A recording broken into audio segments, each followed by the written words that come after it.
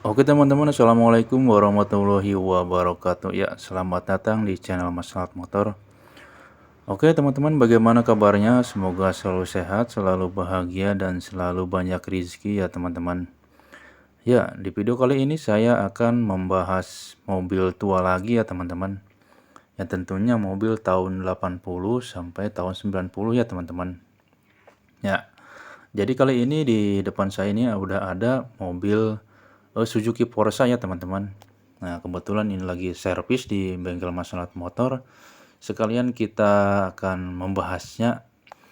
Ya, bagi teman-teman yang ingin atau berminat membeli mobil tua ya, teman-teman harus teliti dan harus benar-benar yakin dulu apakah mobil tua ini cocok untuk Anda dan keluarga Anda. Oke, seperti itu. Jadi teman-teman, yang pertama itu harus memeriksa di bagian interior dulu ya teman-teman. Nah, interior seperti ini, di bagian jok-joknya, di bagian dashboardnya, apakah ada sesuatu. Nah, sesuatu yang maksudnya itu yang hilang itu, apakah itu dari entah itu mungkin dari speedometernya hilang atau apanya yang hilang ya. Namanya juga mobil tua kan. Kemudian teman-teman mengecek di bagian kondisi mesin ya teman-teman. Terutama di bagian mesin ini sering sekali terjadi kebocoran oli ya teman-teman. Tentunya di bagian seal-seal ya teman-teman. Itu ada seal klep, ada seal kerk as bagian depan, seal kerk as bagian belakang, dan ada lagi seal yang lainnya yang mengakibatkan itu akan terjadi kebocoran oli ya teman-teman.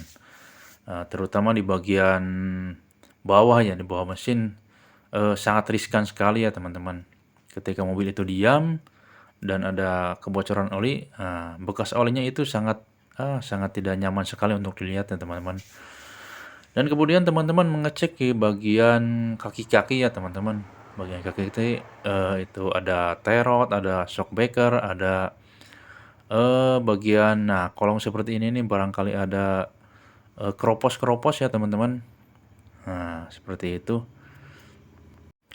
Ya, kenapa saya bilang ada keropos ya? Tentunya kan namanya juga kan mobil tua ya.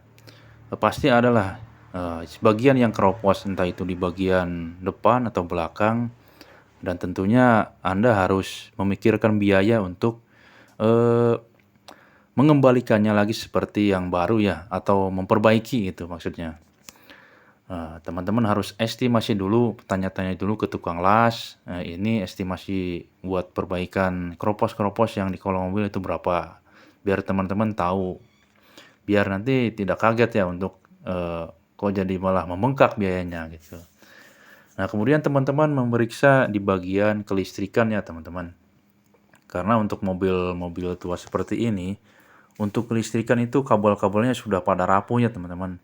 Entah itu bagian lampu-lampu, di bagian eh, mesin, kelistrikan mesin gitu.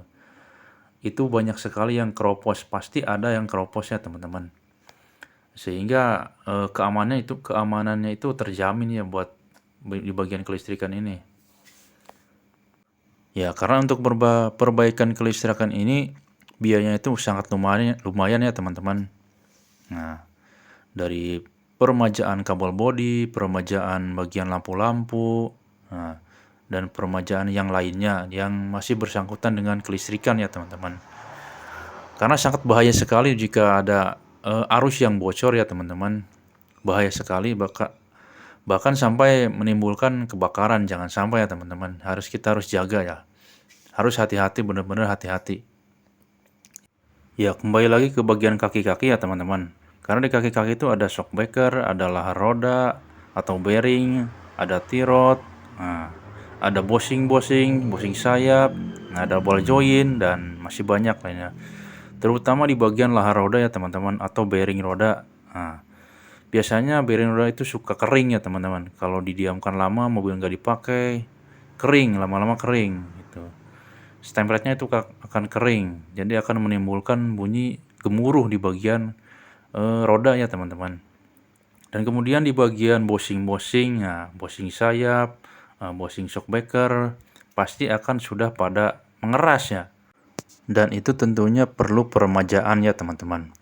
Karena kalau tidak diganti bushing-bushing yang sudah keras, itu akan kita yang sebagai pengguna itu tidak nyaman ya teman-teman.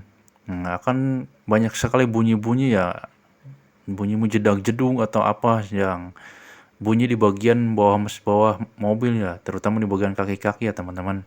Banyak sekali bunyi sehingga kita makanya juga nggak nyaman ya. Itu.